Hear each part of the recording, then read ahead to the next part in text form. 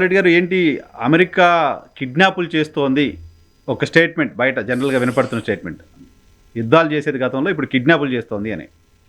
వెనుజులా అధ్యక్షుడు మదురోని ఇక్కడికి తీసుకురావడానికి కిడ్నాప్గా చూస్తున్న వాళ్లకు ఏం చెప్తారు Trump and team?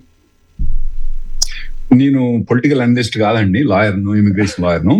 But anyway coming, Trump చేసే ఆర్గ్యుమెంట్ ఏంటంటే మాకు ఆల్రెడీ అతని కోర్ట్ ఆర్డర్ ఉంది.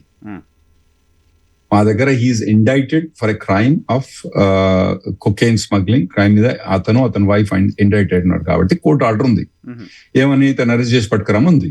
అతని వైఫ్ పైన కూడా ఇంప్లిమెంట్ చేసింది.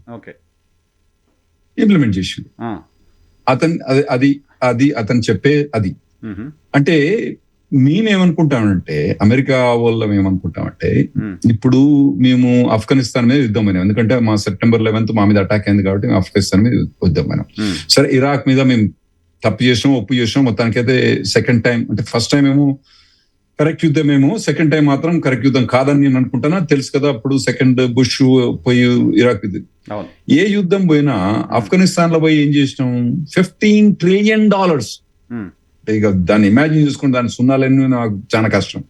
$15 trillion పెడితే, ఆఫ్ఘనిస్తాన్ పెడితే, ఉసామా బిన్ లాదెన్ పాకిస్తాన్ లో దొరికింది.